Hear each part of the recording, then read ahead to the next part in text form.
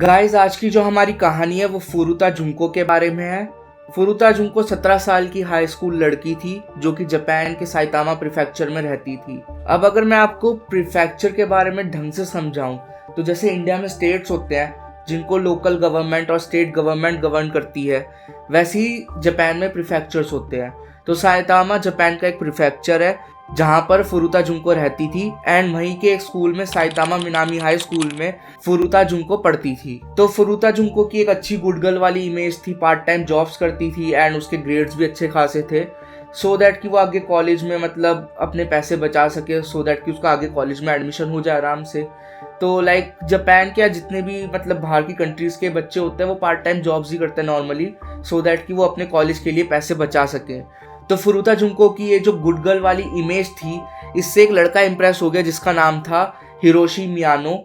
And Hiroshi मियानो जो है वो 18 साल का एक स्कूल बुली था, मतलब बच्चों को मारता पीटता था, उनसे पैसे हेटता था, जो नॉर्मल एशियन कंट्रीज के बुलीज होते हैं। इसके अलावा हिरोशी मियानो जो है वो एक स्मॉल याकुजा गैंगस्टर था, मतलब एक छोटा याकुजा गैंगस्टर। अब याकुजा गैंग्स के बारे में जिनको नहीं पता है या जो एनीमे वगैरह नहीं देखते तो मैं उनको बता दूं, याकुजा जो है वो जापान की क्रिमिनल ऑर्गेनाइजेशन है, मतलब गैंगस्टर्स हैं, प्रॉपर गैंग्स चलती हैं उधर जो कि prostitution, gambling and money laundering, extortion ये सारे काम करती है। इनका पॉलिटिक्स में भी बहुत ज़्यादा रोल रहा है, इन्होंने मतलब असैसिनेशंस भी करवाए हैं। तो उसमें ये छोटे लेवल पे जो हिरोशी मियानो 18 साल का ये जो लौंडा था, ये उसके छोटे लेवल में ऑपरेट करता था। तो ये नॉर्मल मतलब स्कूल बुली था, बच्चों से पैसे हेटता था। तो इसको फुरुता जुंको बहुत ज़्यादा पसंद आ गई थी एंड इसने फुरुता जुंको से पूछा कि क्या वो उसकी गर्लफ्रेंड बन सकती है, तो उसने मना कर दिया। एंड आई गेस कि ये लड़का अगर गैंगस्टर है तो इसके अंदर थोड़ी ईगो तो होगी कि मतलब मैं गैंगस्टर हूँ, मेरे को कौन मना कर सकता है, डिक्लाइन कौन कर सकता है। सो आई गेस इसी रेश में आके इसने जो आगे फुरुता जुंको के साथ किया ना, आप सोच के हैरान हो जाओगे कि कोई इंसान इतना भयानक कैसे हो सकता। It was like so horrible.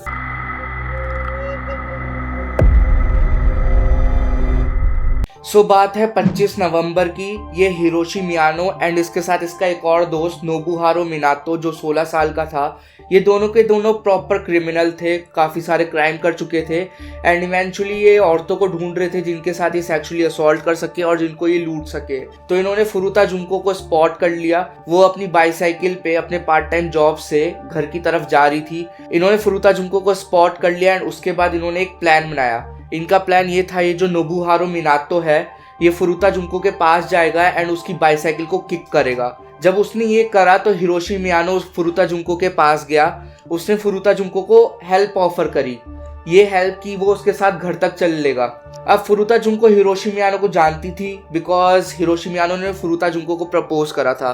तो फुरुता जुंको को लगा कि ये बंदा सेफ है तो वो उसके साथ चलने को तैयार हो गई। लेकिन फुरुता जुंको को ये नहीं पता था कि ये जो हिरोशी मियानो है ये इसको एक सुनसान वेयर हाउस में लेके जा रहा है जहाँ ये इसके साथ बहुत ही घिनौनी हरकतें करेगा। तो हिरोशी मियानो ने अपने 2 और दोस्तों को कॉल कर रखा था उस वेयर हाउस में, जिनके नाम थे नोबुहारो जो ओगुरा एंड यासुशी वातानाबे। दोनों के दोनों 17 साल के थे। ये फुरुता जुंको को वेयर हाउस में ले गए।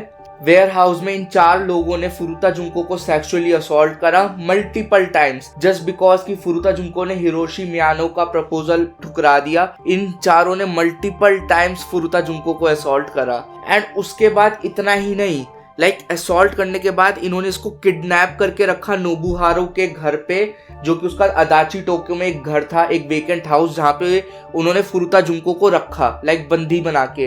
एंड इन चारों ने मिलकर फुरुता जुंको को धमकी दी कि अगर फुरुता जुंको ने उनकी बात नहीं मानी तो वो याकुजा से कहकर फुरुता जुंको की पूरे परिवार को मरवा देंगे। इन्होंने उसको बार बार इतनी भयानक धमकी दी जिसके बारे में आप सोच नहीं सकते। इवेंचुअली फुरुता जुंको के परिवार को भी मतलब टेंशन तो हुई होगी कि उनकी लड़की वापस नहीं आई है, तो वो मिसिंग कंप्लेंट फाइल कर दे। तो उन्होंने वो भी चीज जो है बहुत ही ज्यादा स्मार्टली हैंडल करी। इन्होंने फुरुता जुंको को बोला कि वो अपने परिवार को कॉल करे और बोले कि वो घर से भाग गई है, अब वो अपने दोस्तों के साथ है एंड पूरी तरीके से सेफ है। तो फुरुता जुंको ने वही करा एंड फुरुता जुंको के परिवार को ये नहीं पता था कि वो अपनी बेटी की आवाज आखिरी बार सुन रहे हैं।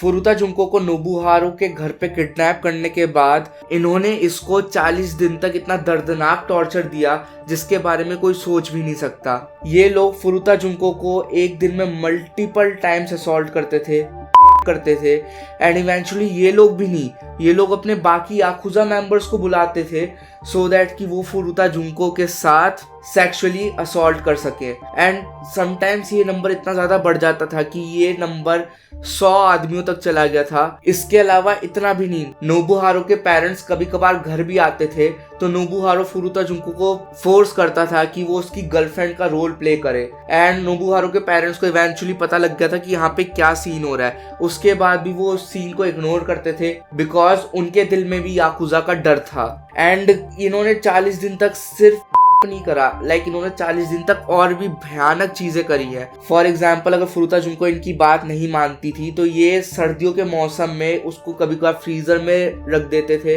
एंड बालकनी में सोने के लिए बोलते थे। इतना ही नहीं, वो लाइटर का फ्लूइड उसके पैरों पे डाल के उसको जलाते थे सो दैट कि उसकी बॉडी पे बर्न के मार्क्स आ जाए।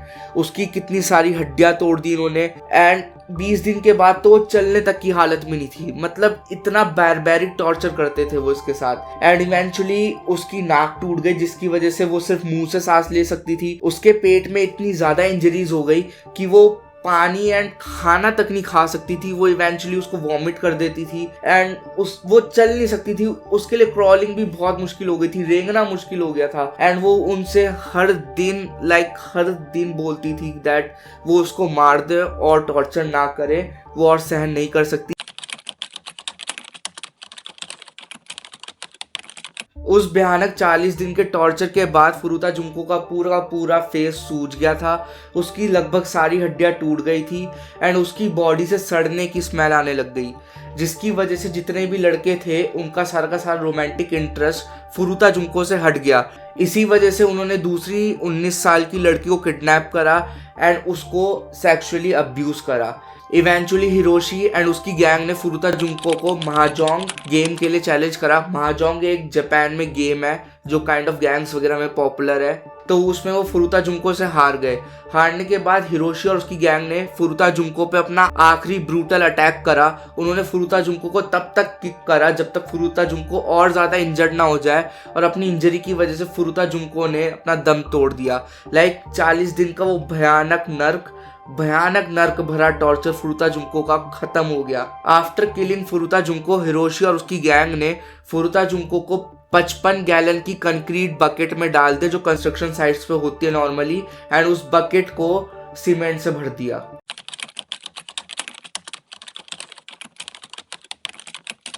फुरुता जुंको की डेथ के कुछ हफ्ते बाद पुलिस ने जो एंड हिरोशी को अरेस्ट कर लिया था बिकॉज इन्होंने एक 19 साल की लड़की को किडनैप करा था एंड उस लड़की ने दिसंबर में जाके पुलिस को बता दिया था हिरोशी एंड जो के बारे में। तो पुलिस ने हिरोशी एंड जो को अरेस्ट करा। अब उसी टाइम पे एक और केस चल रहा था जापान में जहाँ पे एक औरत एंड उसके बच्चे का मर्डर हो गया था एंड ये फुरुता जुंको से बहुत पहले की बात है। इनमें इन दोनों की कोई इन्वॉल्वमेंट नहीं थी, लेकिन पुलिस को ऐसा शक हुआ कि इन दोनों की भी इन्वॉल्वमेंट हो सकती है क्योंकि पुलिस ने हिरोशी एंड जो के फ्लैट को सर्च मारा था एंड वहाँ पे उनको एक लड़की का अंडरवेयर मिला, जिसकी वजह से पुलिस ने हिरोशी एंड जो पे शक करना स्टार्ट करा एंड पुलिस ने उस औरत एंड उसके बच्चे के रिगार्डिंग क्वेश्चन करने चालू करे हिरोशी एंड जो से। हिरोशी एंड जो को ऐसा लगा कि उन्हें फुरुता के बारे में पता लग गया है एंड डर के मारे हिरोशी एंड जो ने पुलिस को अपना सारा कन्फेशन दे दिया। कन्फेशन के बाद पुलिस ने उसी दिन फुरुता जुंको की बॉडी को खोज लिया एंड उसको उस 55 गैलन की बकेट से एंड उस कंक्रीट से केयरफुली निकाला। फुरुता जुंको की बॉडी में जितने भी डीएनए एविडेंसेस मिले वो उन 4 लड़कों के खिलाफ हर एक चीज बता रहे थे कि कैसे उन्होंने फुरुता जुंको को किडनैप करा एंड उसके साथ वो सब हरकतें करी।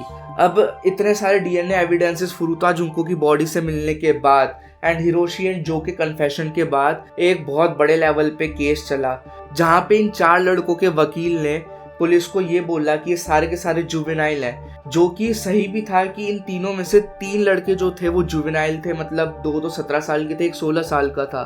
तो इनके डिफेंस लॉयर्स ने पुलिस से एक डिमांड करी कि इनकी फोटोग्राफ्स मीडिया में पब्लिश नहीं होनी चाहिए एंड इनको जुवेनाइल की तरह ही पनिश किया जाना चाहिए। लेकिन जज ने इनकी बात नहीं मानी। इनका ट्रायल एज अ अडल्ट हुआ, जहाँ पे हिरोशी को सबसे ज़्यादा सज़ा मिली, मतलब हिरोशी को 17 साल की सज़ा मिली। बाद में जज ने उसको 20 साल का कर दिया एंड बाकी 3 लड़कों को 3 से 9 साल तक की सज़ा मिली। अब कुछ मैगजीन्स एंड न्यूज़ रिपोर्टर्स ने इनकी जो पिक्चर्स हैं वो भी पब्लिश कर दी थी, जिसकी वजह से आप लोग भी इन पिक्चर्स को मतलब अभी देख पा रहे हो। जिन लड़कों को 3 से 9 साल तक की सज़ा हुई उस पर मीडिया ने बहुत बड़ी कंट्रोवर्सी करी। फॉर एग्जांपल कुछ लोगों के स्पेकुलेशंस थे कि जज याकुजा से डरता था एंड उसने याकुजा के डर के चक्कर में आके इनकी सज़ा कम करी।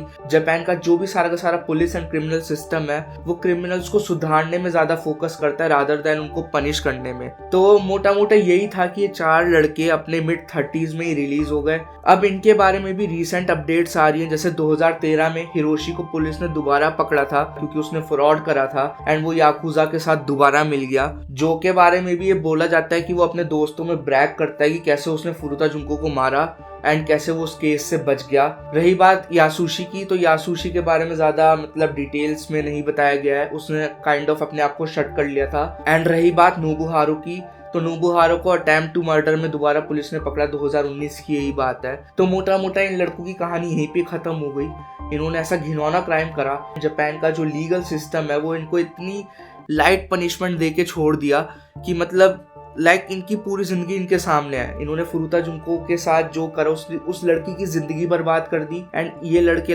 अभी तक मतलब अपना आज़ादी से जिंदगी बिता रहे। इन्होंने नाम वगैरह अपनी पुरानी डिटेल सब कुछ चेंज कर दी है। सो इस केस के अगले ही साल अप्रैल में फुरुता जुंको का फ्यूनरल हुआ, जहाँ पे फुरुता जुंको के हाई स्कूल के प्रिंसिपल ने फुरुता जुंको की डिप्लोमा की डिग्री उसके पेरेंट्स को दी। फुरुता जुंको के फ्यूनरल में उसके सारे के सारे क्लासमेट्स एंड टीचर्स प्रेजेंट थे। अब इसके अलावा हिरोशी के पेरेंट्स को फुरुता जुंको के पेरेंट्स को 50 मिलियन येन की कंपनसेशन देनी पड़ी बिकॉज कोर्ट ने ऑर्डर करा था, जिसकी वजह से उन्हें अपना फैमिली हाउस तक गिरवी रखना पड़ा। सो मोटा मोटा इस केस की कहानी यही है एंड मेरी नज़र में आई गेस जापान की हिस्ट्री का one of the brutal crime है। So that's it for today's video. I hope आपको ये केस एंड ये वीडियो अच्छी लगी हो। तो अगर आपको ये वीडियो अच्छी लगी हो तो मेरे चैनल को लाइक करना एंड चैनल को सब्सक्राइब करना एंड आगे मैं और भी ऐसे केसेस लेके आऊँगा। तब तक के लिए बाय।